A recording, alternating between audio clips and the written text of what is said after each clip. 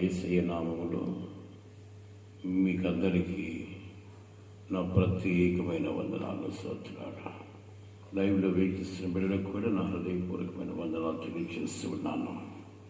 ప్రేమను వల్లరా దేవుని యొక్క ప్రేమ మరొకసారి వెల్లడి చేసుకుంటూ ఉన్నాడు. ఈ దినము ప్రత్యేకించి ఈ రీతిగా ఆరాధించుకునే కృప దేవుడు మనకు కలుగు చేసినందుకు దేవుని నామానికి మహిమ కలుగునుగాక. ప్రేమను వల్ల గమనించగలిగితే ఈరోజు నువ్వు పొందే ఆనందము అవధులు లేనిది గమనించగలిగితే.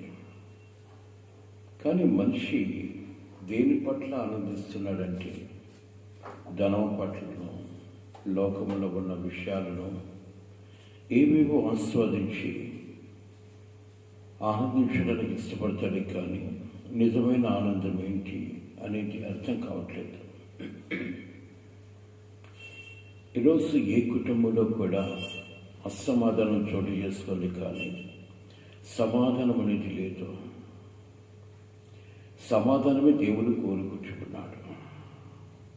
ఈరోజు మన చేతిలో సమాధానము ఎలా కలుగుద్ది అంటే, ఈ లోకంలో దేనిని అనుభవించిన సమాధానం లేదు. కానీ ఆ సమాధానం ఎక్కడుంటుందంటే అది దేవుని సన్నిధిలోనే ఉంటుంది. దేవుని స్తోత్రం. అది తెలియక ఎక్కడెక్కడో తిరుగుతూ ఏవేవో అనుభవిస్తూ సమాధానం కోరుకుంటున్నారు. నువ్వు ఈ లోకంలో ఎన్ని గడించినా నీ చేతిలో సమాధానం రాదు. కానీ సమాధానం ఎక్కడ దొరుకుతుందో అక్కడ నువ్వు వెతకాలి. అక్కడ నువ్వు వెతికినప్పుడు నువ్వు దాన్ని పొందుకునే కృప దేవుడు నీకు కలుగు చేస్తాడు. ఈ లోకంలో జ్ఞానవంతుణ్ణి, నేను జ్ఞానవంతుణ్ణి, నాకు మించిన జ్ఞానం లేదు అని చెప్పుకుంటున్న ప్రతి ఒక్కరి జీవితంలో కూడా జ్ఞానం ఏంటిదని నువ్వు తెలుసుకోవాలంటే అది దేవుని సన్నిధికి రావాలి. దేవుని సన్నిధి వస్తేనే నిజమైన జ్ఞానము నీకు దేవుడు తెలియపరుస్తాడు. అందుకే ప్రభు ఒక మాట అంటూ చెప్తాం. యోబు గ్రంథము 22వ అధ్యాయము 21వ వాక్యం. అతనితో సహవాసం చేసిన ఎడల, ఇక్కడ చాలా జాగ్రత్తగా వినాలి. అతనితో సహవాసము చేసిన ఎడల నీకు సమాధానము కలుగును, అలాగున నీకు మేలు కలుగును. ఆయన నోటి ఉపదేశము అవలంబించుము. ఆయన మాటలను నీ హృదయములో ఉంచుకొనుము. అప్పుడు నీకు సమాధానం కలుగుతే. గమనించాలి, యోబు భక్తుడు మాట్లాడుతున్న మాట, ఆయనతో నువ్వు సహవాసం చేస్తే నీకు సమాధానం కలుగుతుంది. ఈరోజు యోబు ఈ విధంగా మాట్లాడడానికి గల కారణం ఏంటి? యోబుకి రోగం ఉంది కదా. యోబు భయంకరమైన రోగముతో నలిగిపోయే వ్యక్తి కదా. ఆయనకు సమాధానం ఉందా అంటే, నా శరీరము కుళ్ళిపోయినను, నా శరీరము సిక్కి శల్యమైపోయినప్పటికీ కూడా నా అంతరంగానికి సమాధానము నా ప్రభు కలుగు చేస్తాడు. దేవుని స్తోత్రం. హల్లెలూయా. సమాధానం ఏదికి అనుభవిస్తుందంటే నా హృదయం అనుభవిస్తుంది సమాధానము. హృదయంలో సమాధానం అంటే ఈ లోకపరమైన విషయాల్లో ఎంత ఇబ్బంది కలుగుతున్నా, ఎన్ని సమస్యలు ఉన్నా నా హృదయం నిబ్బరంగా ఉండేటప్పుడు నాకు సమాధానమే ఉంటుంది. కానీ అసమాధానం నా చేతిలో ఉండదు. ఈరోజు ఎంత వ్యాధి కలిగి ఉన్నా నేను సమాధానం ఉండాలి గల కారణం ఏంటంటే నా హృదయాన్ని నేను మోసం చేసుకోవట్లేదు. నా హృదయం నన్ను మోసం చేయట్లేదు. నా హృదయము చెబుతున్న దాన్ని బట్టి నేను వింటలేదు. కానీ నా ప్రభు చెప్తున్న మాట ప్రకారం నా హృదయం అంగీకరించినట్లుగా నేను మలుచుకున్నాను. కాబట్టి ఈరోజు ఆ సమాధానము ఇలాగుంటుంది అంటే అది నా తండ్రితో సహవాసం చేస్తేనే నీ కుటుంబానికి సమాధానం కలుగుతుంది. దేవుని స్తోత్రం. హల్లెలూయా. ఈరోజు ఈ ఆరాధనకి ఎందుకు రావాలి? ఎందుకు దేవుణ్ణి ఆరాధించాలి? ఎందుకు దేవునితో సహవాసం చేయాలి అంటే, ఈ లోకము నీకు అన్ని సమకూరుస్తుంది, కానీ ఈ లోకములో నీకేమేం కావాలో అన్నీ ఇస్తుంది, కానీ ఒకటే ఇవ్వలేదు. ఇప్పుడు ఏంటి అంటే, నీ జీవితంలో సమాధానం లేదు. నీ జీవితంలో సమాధానం కావాలంటే ఆయనతో నువ్వు సహవాసం చేయాలి. ఏదో తిరిగి సమయంలోనూ, ఆదివారం టైంలోనూ, ఏదో శనివారం టైంలోనూ దేవుని మందిరానికి వచ్చిపోతే సమాధానం వస్తుందని కళ్ళకంటున్నావేమో. నీ హృదయం ఎప్పుడు సమాధానం కోరుకుంటుందంటే, నీ హృదయంలో దేవుని యొక్క మాటలు నిలుపుకున్నప్పుడు నీకు సమాధానం కలుగుతుంది. దేవుని స్తోత్రం. హల్లెలూయా. ప్రేమని వాళ్ళ ప్రతి మనిషి కూడా ఈరోజు రకరకాలైన విషయాలు కోరుకుంటూ ఉంటారు, కానీ వాస్తవంగా నువ్వు గ్రహించాల్సిన విషయం ఏంటంటే, దేవుడు ఏమైతే నీకు సమాధానం ఇవ్వాలో దానినే ఇవ్వడానికి ఇష్టపడతాడు. గనుక సమాధానం ఎలాగుంటుంది అంటే, దేవుని చిత్తానికి లోబడమే సమాధానం కలిగి ఉండడం. దేవుని స్తోత్రం. దేవుని మాటకు లోబడమే సమాధానం కలిగి ఉండడం. ఒక దినాన దేవాది దేవుణ్ణి సిలువేశారు, యేసు ప్రభువు వాళ్ళు సిలువేశారు. ఆయన 3వ దినాన నేను లేస్తానని చెప్పాడు. నన్ను మరణము బంధించలేదు అని చెప్పాడు. నాకు మరణమే లేదని చెప్పాడు. నాతో సహవాసం చేస్తున్న మీకు కూడా మరణమే లేదని చెప్పాడు. ఇన్ని విషయాలు బోధిస్తూ ఉన్నా యేసు ప్రభువుని సిలువేసి ఏమిటి ఆ సమాధిలో పెట్టిన తర్వాత ఆయన ఒకటి అన్నాడు. ఒకరోజు యెరూషలేము దేవాలయం వైపుకి పోతూ, ఈ దేవాలయాన్ని పడగొట్టండి, 3 దినాల్లో లేపుతాను అన్నాడు. కానీ అక్కడ ఉండబడ్డ వాళ్ళంటారు, ఈ దేవాలయము మా పితరుల కాడి నుంచి కూడా కొన్ని సంవత్సరాల తరబడి శ్రమపడి కట్టిన ఈ దేవాలయము 3 దినాల్లో ఎలాగ లేపుతావు అని వాళ్ళు అనుకున్నారు. వాళ్ళు అన్నారు కూడా. కానీ యేసు ప్రభువు లోకాన్ని సృష్టించిన దేవుడు ఈ దేవాలయము నిర్మాణము కలుగునుగా కంటే అయిపోద్ది.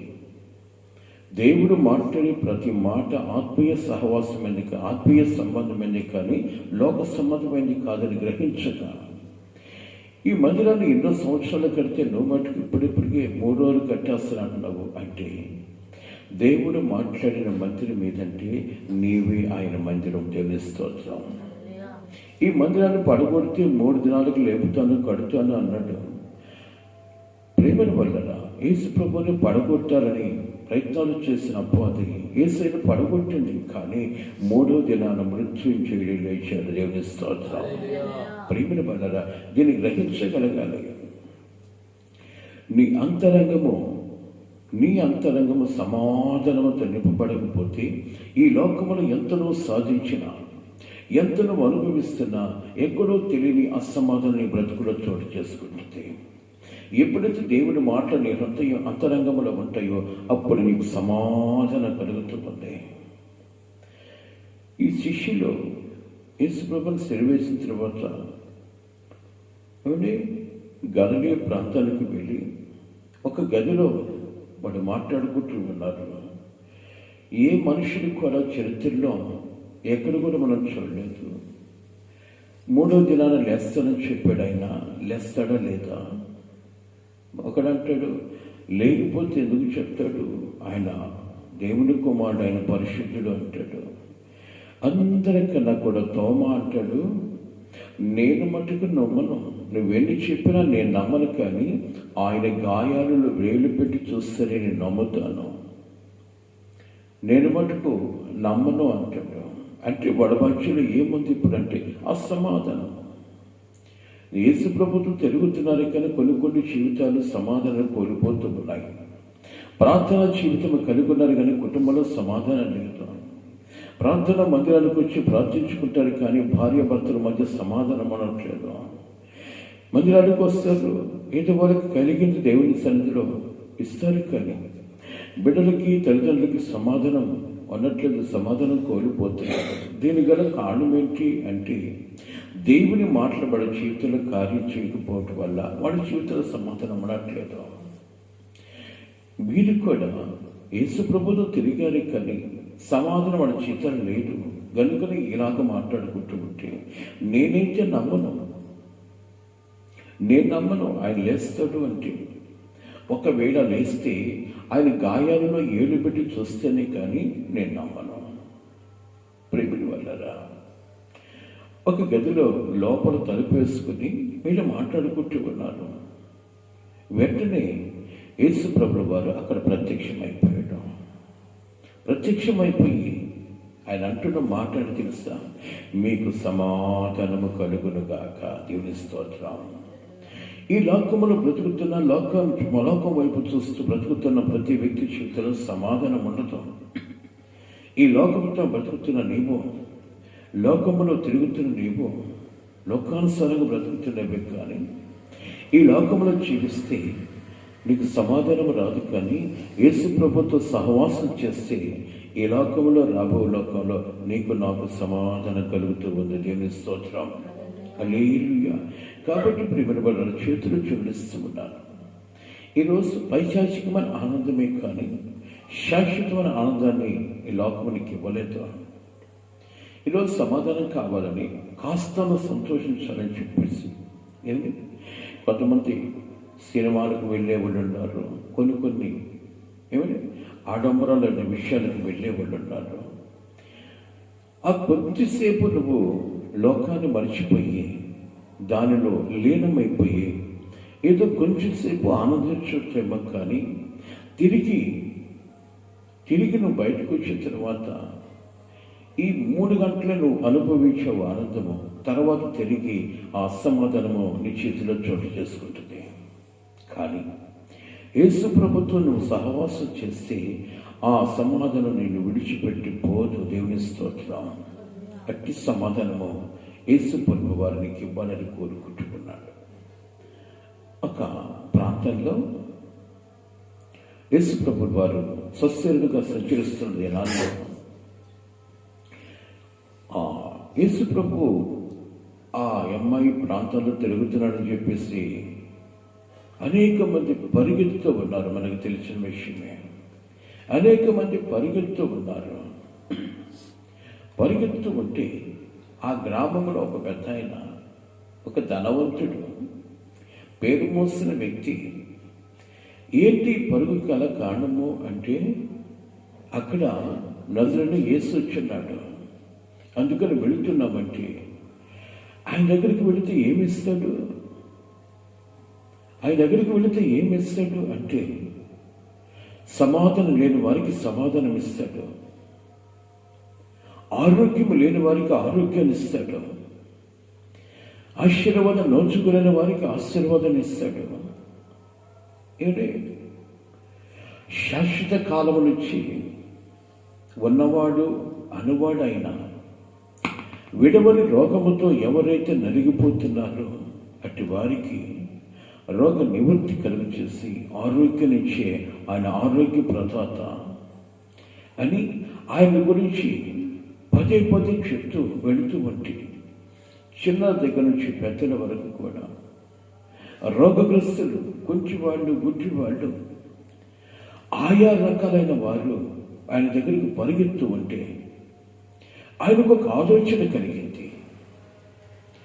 ఇన్ని వేల మంది మనుషులు ఆయన దగ్గరికి పరిగెత్తున్నాడంటే ఆయన ఎంతటి గొప్పవాడై ఉండాలి. ఆయనలో ఉన్న ప్రత్యేకత ఏంటి? ఆయనలో ఏమందని వీళ్ళు పరిగెత్తు ఉన్నారు అని అనుకుని అతను కూడా ఆలోచించాడట. ఈ లోకంలో నేను ధనము కలిగి ఉన్నాను, సమృద్ధి కలిగి ఉన్నాను, కానీ నా చేతిలో ఒక్కటి తక్కువగా ఉంది. ఎన్ని చేసినా నా హృదయం సమాధానాన్ని కోరుకోలేకుంటుంది. ధనమా ఉంది, హోదా ఉంది, పనివారున్నారు, పలుకుబడి ఉంది. నా చేతులు లేనివంటూ ఏం లేవు, కానీ లేనిది ఒకటే. ఇన్ని కలిగి ఉన్న హృదయంలో సమాధానం ఒకటి లేదు. మరి అక్కడికి వెళితే నాకు కూడా సమాధానం దొరుకుతుందేమో అన్న ఆలోచన అతను కలిగింది. ఎందువల్ల అంటే నీలో ఉన్న పరుగును బట్టి, నీలో ఉన్న ప్రయాసను బట్టి, దేవుని పట్ల నువ్వు కలిగి ఉన్న ఆసక్తిని బట్టి లోకస్తుడు ఆ పరుగును చూసి, ఆ ప్రయత్నం చూసి నేను కూడా అక్కడికి వెళితే బాగుండు, వీళ్ళ పరుగులో ఆనందం ఉంది, వీళ్ళ ప్రవర్తనలో ఆనందం ఉంది, వీళ్ళ ఉద్దేశాల్లో ఆనందం ఉంది, కాబట్టి ఈ ఆనందం ఏం చేస్తుంది తెలుసా, ఆయన దగ్గరికి పరుగులు తీపిస్తుంది. ఈరోజు చేతులు జోడిస్తున్నాను. దేవుని మందిరానికి కూడా రాని దౌర్భాగ్య జీవితం ఈరోజు మనం కలిగి ఉన్నటువంటి కారణం ఏంటి తెలుసా? ఏంటి, నీ మనోన్నతం వెలిగించబడి ఆయన వైపు చూడడానికి మనసు రావట్లేదా? ఆయన వైపు చూస్తే ఆయన ఉన్న ప్రత్యేకత ఏంటో నువ్వు కనుగొంటావు. దేవుని స్తోత్రం. ఆయన వైపు చూడాలి. నువ్వు అనుకోవచ్చు, మందిరానికి వస్తేనేనా మా ఇంట్లో కూర్చొని ప్రార్థిస్తలేదా అనుకోవచ్చు. నీ ఇంట్లో కూర్చొని ప్రార్థించడం వేరు, దేవుని మందిరంలో మొరపెట్టడం వేరు. ప్రేమని వల్ల ప్రత్యేకమైన విషయాలు గమనించకుండా ఈరోజు క్రైస్తవులను బ్రతుకుతూ నా చేతిలో ఏంటో ఈ అసమాధానము, ఆయన మట్టుకు ఏం చేస్తాడే అన్న దౌర్భాగ్యమైన జీవితం కనుగొన్నమే. కానీ సమాధానముతో నేను ఈ లోకంలో జీవించాలి, సమాధానం లేకపోతే ఆ సమాధానకర్తతో నేను సహవాసం చేయలేను అన్న ఆలోచనకి కలగట్లేదు. ఈ వ్యక్తి నేను కూడా వెళ్ళాలి అన్న ఆలోచన తన హృదయంలో చోటు చేసుకుంది. దీని గల కారణం ఏంటి అయితే జాగ్రత్తగా వినాలని మనం చేస్తున్నాను. ఎంతమంది పరిగెత్తులరే కానీ యేసు ప్రభువు గురించి సువార్త ప్రకటించిన వాళ్ళు ఎక్కడ కనపడలేదా? మరి ఈయనకింది కలిగింది వెళ్ళాలన్న ఆశ అంటే, నీ నా పరుగును బట్టి, నీ నా ప్రయాసను బట్టి, నేను వెళుతున్న మార్గంలో నీ నడవడికను చూసిన అనేక మంది ఆకర్షించబడి దేవుని సన్నిధికి వచ్చి కృపను కలుగు చేస్తాడు. ఈరోజు నీ నడవడికను బట్టి అనేక మంది జీవితంలో సమాధానము కలుగుతుంది. ఈరోజు నీకే సమాధానం లేకుండా దేవుని మందిరకు రావాలన్న ఆలోచన లేకుండా, సమాధానకర్తైన దేవునితో నేను సహవాసం చేస్తే నా హృదయంలో ఎప్పుడు నెమ్మది కలిగి ఉంటానన్న ఆలోచన లేకుండా, దేవుని మందిరానికి రావడంలో కూడా ఆలోచిస్తున్నాం. కాబట్టి ఈరోజు నిన్ను బట్టి దేవుడు మహిమపరచబడడం లేదు. ఆ అమ్మాయి ప్రాంతంలో అనేక మంది పరిగెత్తు ఉంటే ఏమిటి, ఆ వ్యక్తి అంటాడు, వీళ్ళు ఈ విధంగా పరిగెత్తడానికి గల కారణం ఏంటంటే ఆయనలో ఏదో ప్రత్యేకత ఉంది, అందుకనే పరిగెత్తున్నారు. ఈరోజు నేను దేవుని మందిరానికి వచ్చే విధానం చూసిన అనేక మంది ఏమిటి, యేసును కోరుకోవాలి.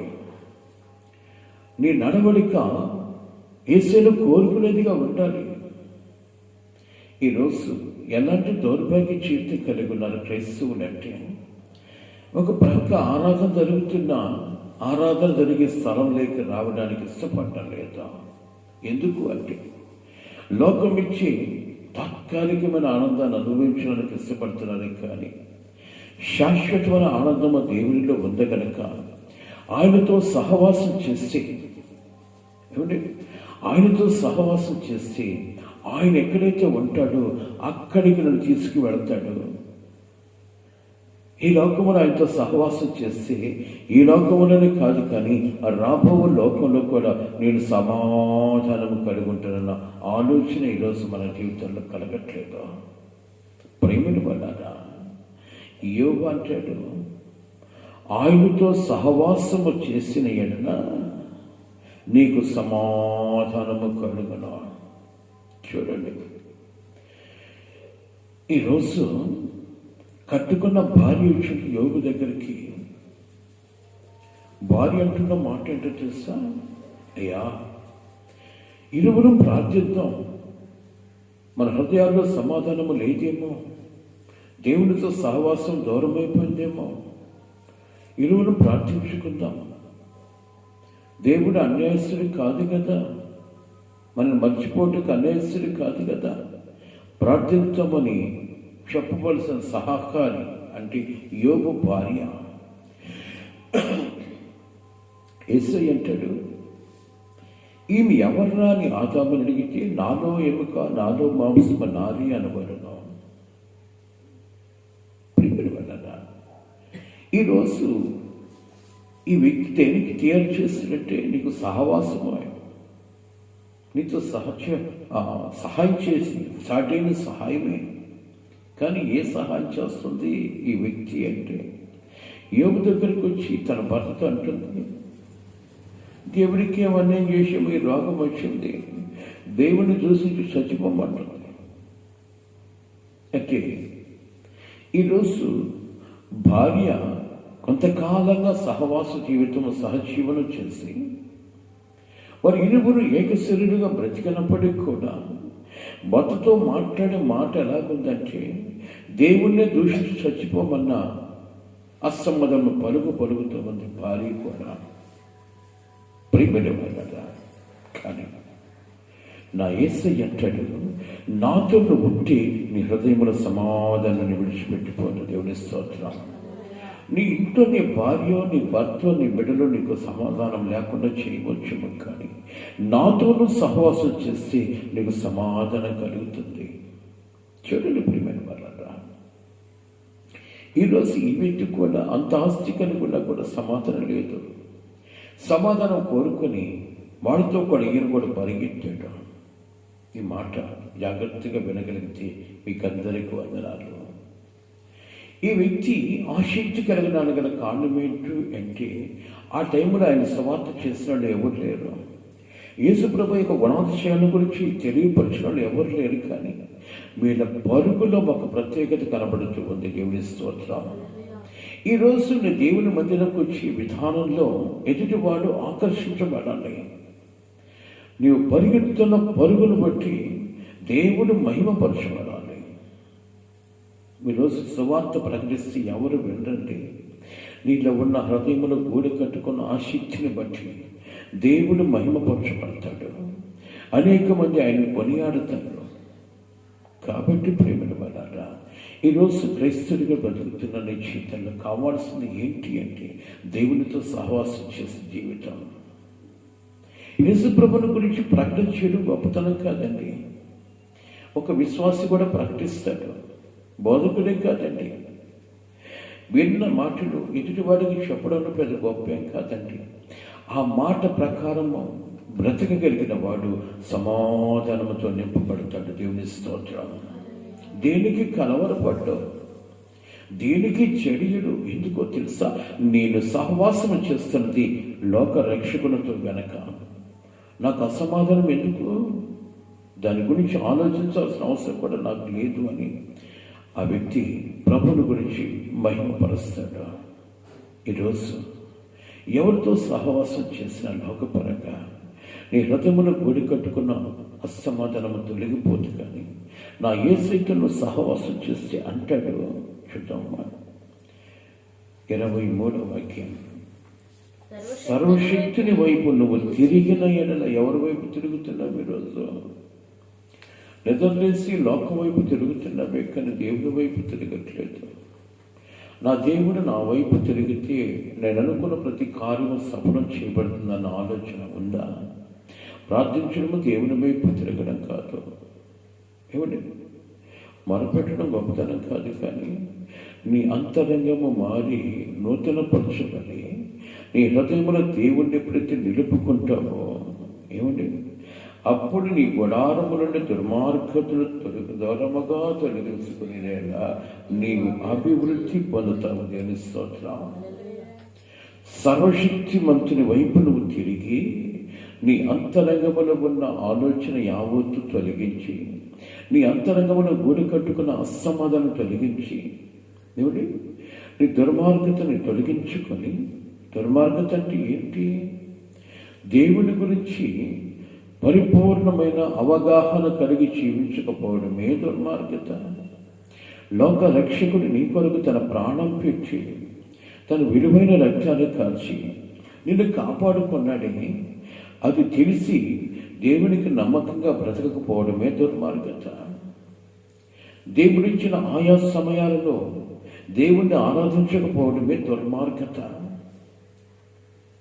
ఈరోజు ఆదివారము ఆరాధన క్రమము జరిగే దినమని ఎరిగి కూడా కొంతమంది పెళ్ళిళ్ళకో పేరంటాలకు వెళుతారు, పబ్బాలకో దేనికో వెళుతారు. ఆదివారం పూట ఎక్కడెక్కడో తిరుగుతూ ఉంటారు. ఏమండి, దీన్ని బట్టి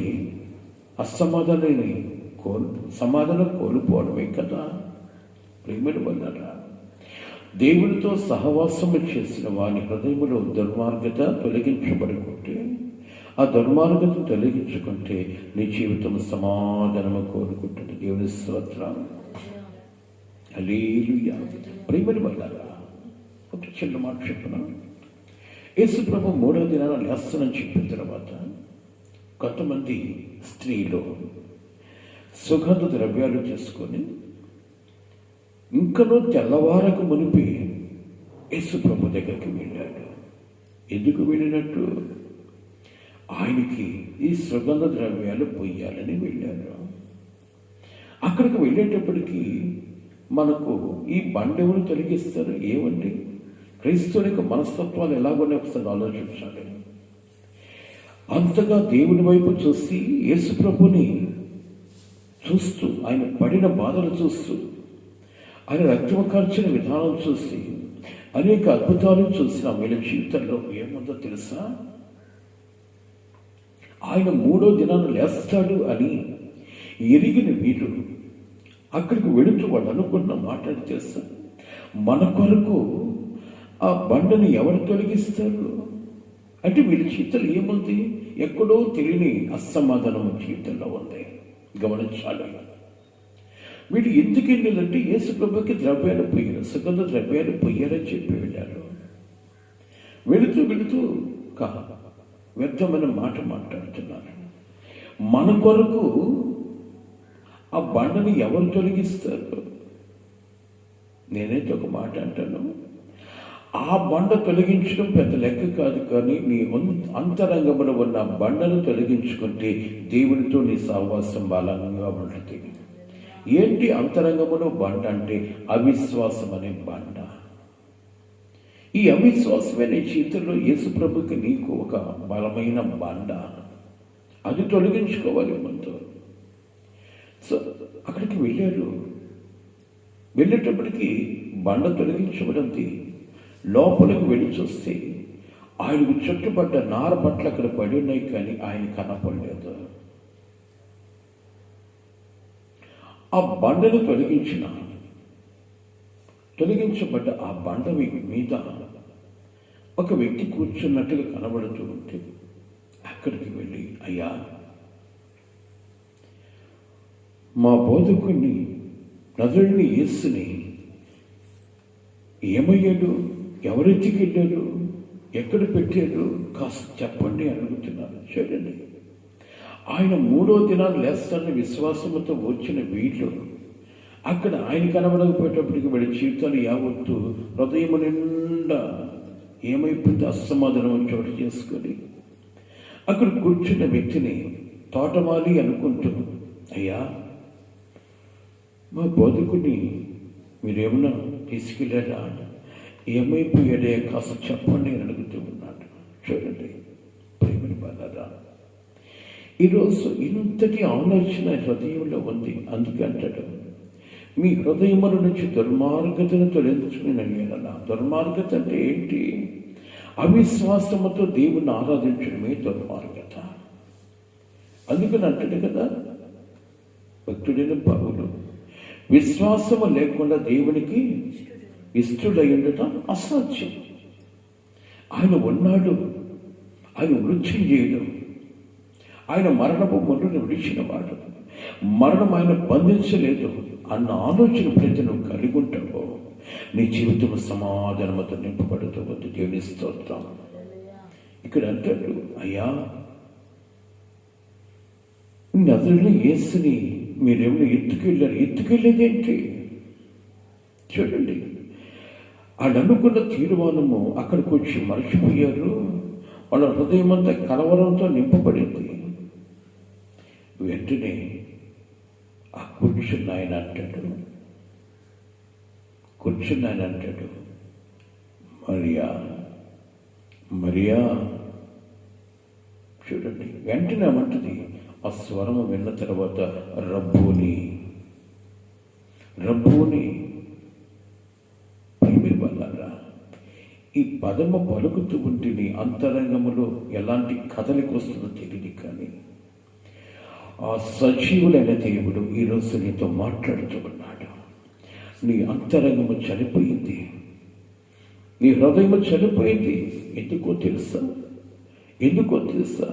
దుర్మార్గత చోటు చేసుకుంటే నీ అంతరంగము చనిపోయిన మోసం చేస్తుందా? లేస్తాడో లేదో, ఉన్నాడో లేదో, ఆయన నిజంగా మరణం నుంచి జయిస్తాడో లేదో అన్న దుర్మార్గత ఎప్పుడైతే నీ చేతిలో ఉందో నీ అంతరంగము చెడిపోయినట్టే, నీ అంతరంగము చనిపోయినట్టే. ప్రేమిని వాళ్ళారా, జోడిస్తూ ఉన్న చేతులు జోడిస్తూ అడుగుతున్నాను, నీ దేవుడు సజీవుడు. ఈ లోకంలోకి ఎందుకు వచ్చాడు ఆయన అంటే, నీవు కోల్పోయిన సమాధానాన్ని తిరిగి నీకు ఇవ్వడానికి. దేవుని స్తోత్రం. సమాధానం లేకపోతే దేవునితో సహవాసం మనకు కుదరదు. సహవాసం చేయాలి అంటే ఆ సమాధానకర్తన దేవుని యొక్క మాటలు పరిపూర్ణంగా నువ్వు అంగీకరించాలి. అంగీకరించగలిగినప్పుడు నీ హృదయంలో సమాధానం చోటు చేసుకుంటుంది. ఈ వ్యక్తి పరిగెత్తు ఎంఐ ప్రాంతాల్లో పరిగెత్తున్న జనాల వైపు చూసి పరిగెత్తు, ప్రేమని వల్లదా నా హృదయంలో సమాధానం లేదు, ఆయన దగ్గరికి వెళితే సమాధానం కలుగుతుంది అనుకున్నాడు. వెళితే కొన్ని లక్షల మంది జనం ఆయన చుట్టూ ఉంటే, అయ్యో నేను చూడలేకపోతున్నాను, ఇంతమంది ఆయన దగ్గర ఉన్నారంటే ఆయనలో ఏదో ప్రత్యేకత ఉందనుకున్నా. ఆయన ఒక బలమైన పట్టుదల కలిగింది. జాగ్రత్తగా వినాలి. ఒక బలమైన పట్టుదల కలిగింది. ఏంటి ఆ పట్టుదల అంటే, ఆయన దగ్గర ఏదో ఒక ప్రత్యేకత ఉంది కాబట్టి ఎంతమంది ఆయన చుట్టూ ఉన్నారు. ఈరోజు నీ ప్రభువులో ప్రత్యేకతను చూపించాలి. నీకు అది బాధ్యత. చేతులు జోడిస్తూ అడుగుతున్నాను, నీ ప్రభులో ఉన్న ప్రత్యేకత ఎవరంటే నీవే. నీ ప్రయాసే, నీ పరుగే. దేవుని దగ్గరికి నువ్వు రావడాన్ని బట్టి అనేక మంది దేవుణ్ణి కొనియాడుతారు. ఆయన ప్రత్యేకత ఏంటో ఇంతమంది పరిగెత్తుకున్నారన్న ఆలోచన కలుగు చేస్తుంది. ఈరోజు అనేక మంది దైవ సేవకులు దేవునితో సహవాసం చేసేవాళ్ళు దేవుని కొరకు మరణించడానికని ఇష్టపడుతున్నారు, కానీ దేవుని యొక్క మహిమార్థంగా బ్రతకకుండా వాడు దూరం కావట్లేదు. ఎందుకో తెలుసా? ఆయనలో ఉన్న ఒక ప్రత్యేకత. ఆయన కొరకు నిలబడితే నిత్య రాజ్యములను ఆయనతో కూడా ఉంచుకుంటాడన్న ఆలోచన వాళ్ళ చేతిలో కలిగింది. కాబట్టి అనేక మంది హతసాక్షులు అవుతున్నారు.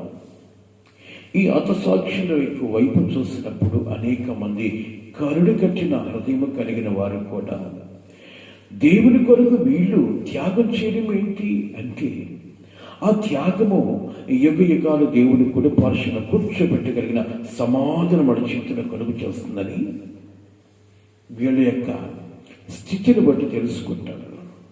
అలాగే ఈ వాక్యాన్ని వీక్షిస్తున్న బిడ్డలకి నా హృదయపూర్వకమైన వందనాలు.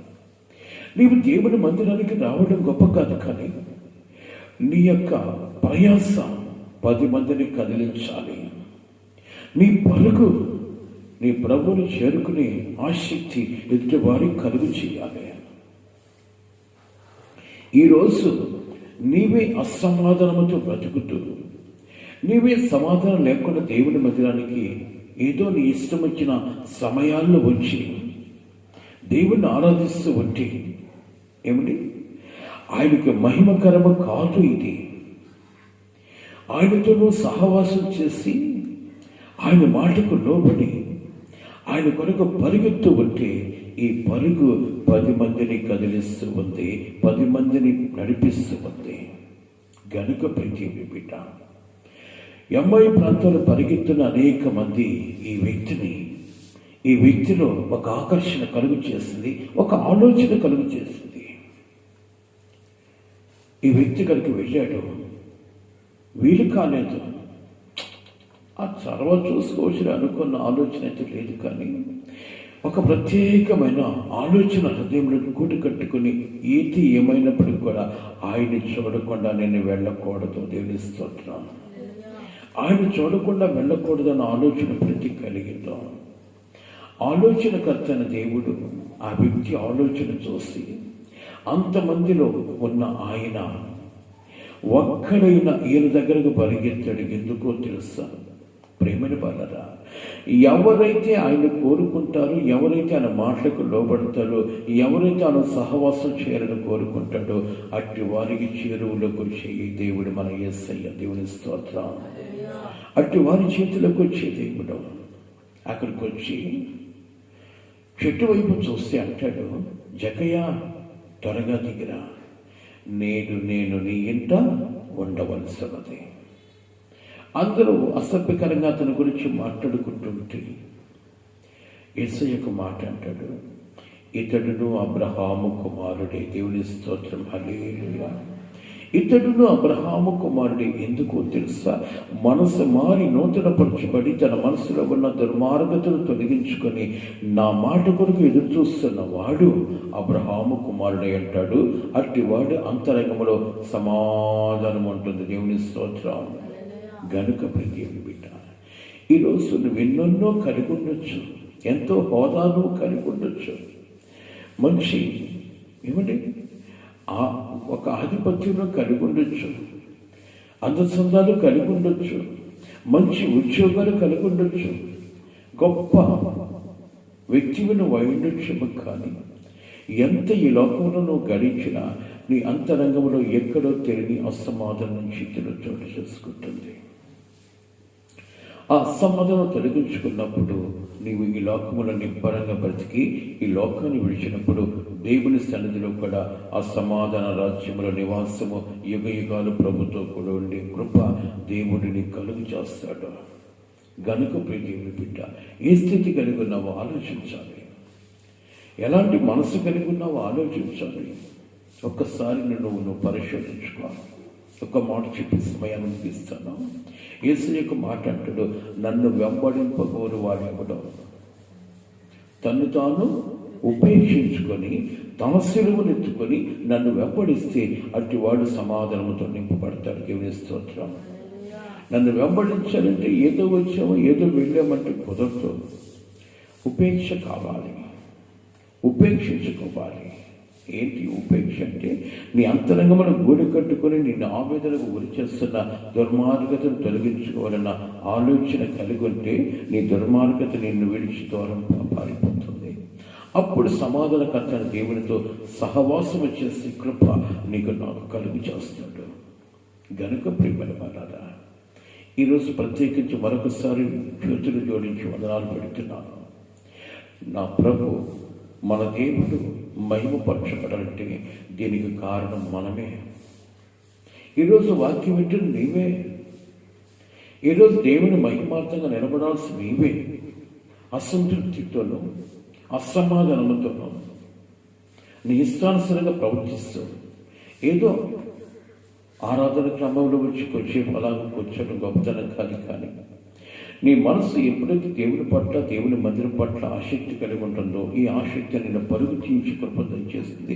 నీ పరుగు 10 మంది విన్నప్పుడు నీ ప్రభు మహిమపరచబడతాడు. వీళ్ళు ఇంతగా పరిగెత్తు ఉన్నారంటే వీళ్ళు ఆరాధించే దేవుడు ఎంత గొప్పవాడు అయి ఉండాలి అన్న మనసు ఎప్పుడైతే వాళ్ళకు కలుగుతుందో ఆ మనసులో పుట్టిన ఆలోచనే ఇక్కడ దాకా నడిపిస్తుంది. దేవుని తెలుసుకునే కృప కలుగు చేస్తుంది. వారు నిత్యరాజ్యానికి వారసులుగా మార్చబడతారు. గనుక నీకు అంతటి గొప్ప ధన్యత ఇచ్చాడు, కానీ ఆ ధన్యతను లోకములో పొలిమేసుకుంటూ లోకానుసారంగా బ్రతుకుతూ లోకములో ఉన్న వాటిని ఆస్వాదిస్తూ దేవుని దూరం చేసుకుంటున్నావు. ఇందును బట్టి నా ప్రభాకు మాట అంటాడు, ఇందును బట్టి నా గాయములు సలపరము రేగుతున్నాయి అంటాడు.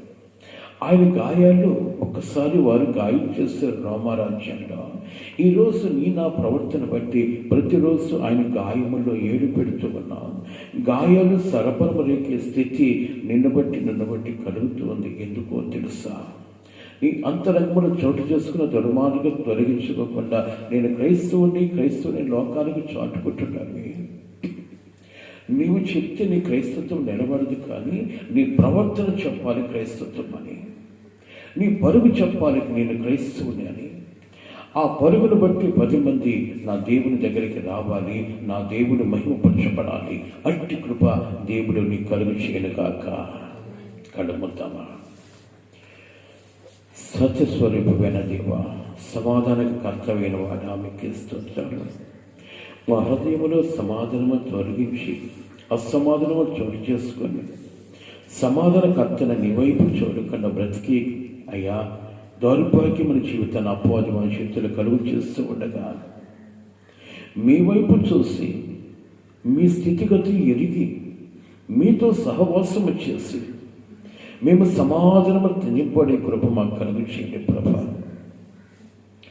మా పరుగును బట్టి 10 మంది మిమ్మల్ని ఆకర్షించినట్లు, మీ మాటలకు లోబడినట్లు మా హృదయంలో గుడి కట్టుకున్న దుర్మార్గత తొలగించుకుని సమాధానకర్తమైన మిమ్మల్ని వెంబడిస్తూ అనేక మందికి మార్గమే నిలిచి కృప మాకు కలిగించేయమని మీ పరిస్థితుల చేతులకు మమ్మల్ని అప్పగించుకుంటున్నాము.